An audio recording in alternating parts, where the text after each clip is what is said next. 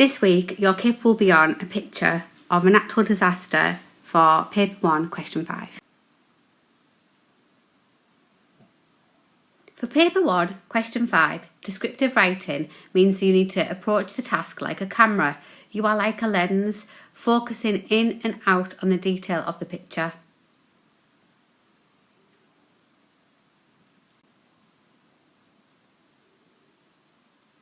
With that in mind, you need to focus on 4 things that you can notice in the image that will make up the base of your paragraphs.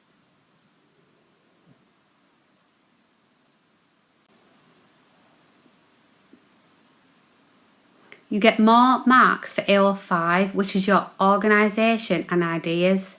Therefore, your work needs to be cohesive. You must link your paragraphs together using question and answer as a technique or repetition of a key word or phrase.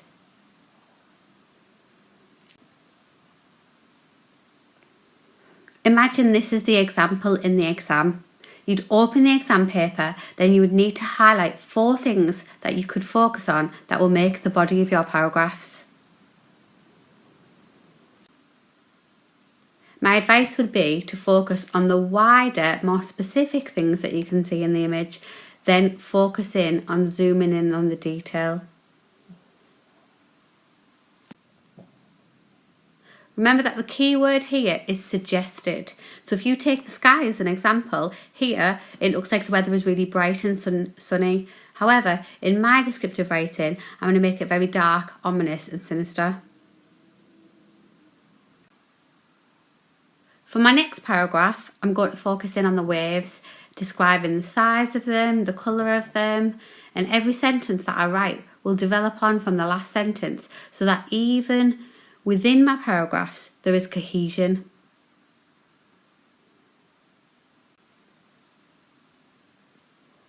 For my third paragraph, I'm going to focus in on the bridge and the fact that the bridge is snapping and describing the detail around the bridge breaking. As each paragraph progresses, we are zooming in on the detail that we can see in the image. Therefore, for the 4th paragraph, I'm going to focus on a person who was on the bridge. To improve my AO5 mark for organisation, I'm going to ensure that I use the technique of cyclical structure within my work so that my final paragraph links back to the sky, bringing it back to the beginning. So for the first paragraph, terrifying, diabolical death. Black, ominous clouds engulfed the last remaining hope of light, creating a monstrous darkness. It was as if the sky was a mirror to the horror and destruction that was happening below, so that earth itself was encompassed in despair. Worse still, a vicious rain was at war with the wind, and together they hailed the coming apocalyptic wave that was about to destroy humanity. So everything I've highlighted in pink links to sentences, and variation in sentences linking to AO6. To make the opening more effective and just a bit more interesting, I've added repetition of 3 minor sentences to start: terrifying, diabolical, death. In green, I've highlighted all of the ambitious wow words that will help my AO6 marks. I've got ominous, which means dark, sinister. Engulfed means obviously to swallow whole. Encompassed means surround. And then you've got vicious, aggressive. And the last one would be apocalyptic, means the end of the world. And then finally, anything in yellow links to AO5 and how I've used metaphors, similes, personification to make the writing seem more exciting. You've got the personification of the clouds, the black ominous clouds engulfing, which also adds a little bit of pathetic fallacy. Then you've got a simile as if the sky was a mirror. And then you've got another example of personification at the end. The rain was at war with the wind. So I'm going to read the second paragraph, and this paragraph, remember, was going to focus on the actual wave itself. With the force and power of a titan, the wave of hell swelled in ferocity, size and threat, so that all who witnessed its size and speed were certain of only one thing: death was inevitable. The grotesque belly of the tsunami pulsated with hunger, eager to engulf, chew and spit out the once formidable city, which would fall victim and succumb to its dominance. It advanced towards the bridge with alarming speed and power radiating from its depths. The first thing again I've highlighted in pink is the sentence variation at the beginning with the use of a colon to give an example that death was inevitable. And again, I've highlighted in green all of the wow ambitious words that I've used. So words such as ferocity, inevitable means it's going to happen. Adjective like grotesque, the verb pulsated, another verb engulf, formidable, dominance, and then the last verb radiating. And to make the wave seem even more frightening and sinister, I've used the example of vivid imagery with the grotesque belly of the tsunami pulsated with hunger, eager to engulf, chew and spit out the once formidable city. And because this now is my second paragraph, I've been able to highlight in purple all of the paragraph links which make the work more cohesive and organised, improving your AO5 mark out of 24. So you've got the link between the first paragraph, the last sentence where it says wave, with the first sentence of the next paragraph. And then on the second paragraph, you've got the word bridge, and then in the third paragraph, which is a one sentence paragraph, you've got crunching, wailing metal screamed with the pressure of a supreme power. And the obvious link there is the bridge with the metaphor of the bridge in the second paragraph of the metal of the bridge screaming. And as I've just mentioned, you've got this one sentence paragraph there which impresses the examiner because it proves that you are consciously thinking about how you've structured your response. So for this fourth paragraph, it continues to focus now on the effect of what was happening on the bridge. And it reads, painfully twisted, the lead cables holding the bridge taut, strained with devastating effects. A cacophony exploded as they lost the battle with the sea's strength, and they split, cracked, whipped. Deadly wires as thick as telephone poles were viciously snapping across the bridge.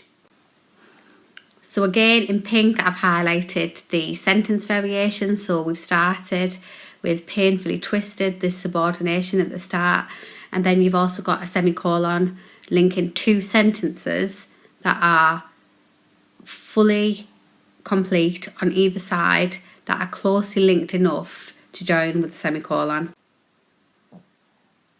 You've got words, specialist words such as taut. Again, we've got the word devastating. Cacophony, which is the opposite of harmony, which means that the noise was horrific and painful to listen to. And then you've got the word viciously. And then another example in yellow of personification to add imagery.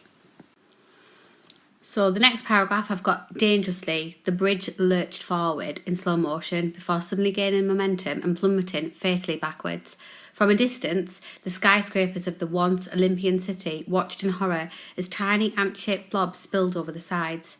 Larger and longer-shaped blobs careered off the sides into the pit of hell itself, which consumed them greedily. So in pink, you've got the fronted adverbial, dangerously, to vary the opening sentence of the paragraph. In green, you've got ambitious vocabulary such as lurched, plummeting, Olympian, careered and consumed. In yellow, there's another example of personification, the skyscrapers watched in horror. You've got to make sure that you are planning that your end sentence of a paragraph, you plan for how it's going to link to the opening sentence of the next paragraph to make it more cohesive. So I ended that paragraph with careered off the sides into the pit of hell itself, which is the sea. And then the next paragraph begins with, it was hell on the bridge too. So again, there's the link. This time it's link through repetition of a key word. So I ended that paragraph with careered off the sides into the pit of hell itself, which is the sea. And then the next paragraph begins with, it was hell on the bridge too. So again, there's the link. This time it's link through repetition of a key word. So I'm going to read the whole paragraph. It was hell on the bridge too.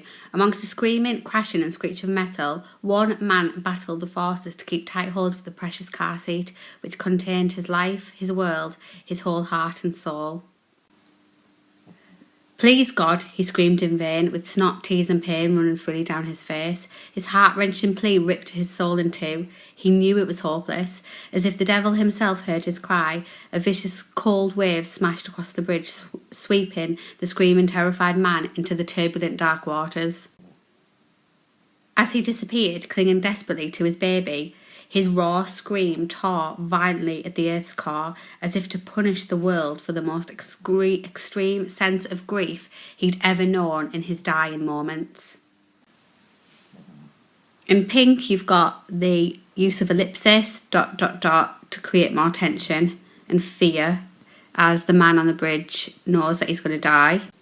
And in green, I've highlighted again examples of sophisticated terms. So even the precious car seat, I could have said immediately, oh, it's a baby, but then that gives it away. So saying that, it shows the examiner, ooh, this is going to be dramatic, because that implies the man on the bridge has got a baby that he's trying to save. And you've got words like wrenching, and then I love the example of the turbulent, which means aggressive. So for the final paragraph, I've got humanity did know grief that day. As the city lay waste to the formidable power of the sea, death feasted. The clouds, rain and wind hung their heads in shame for the part they had played in the destruction of the city. It had been a terrifying day, diabolical, deadly.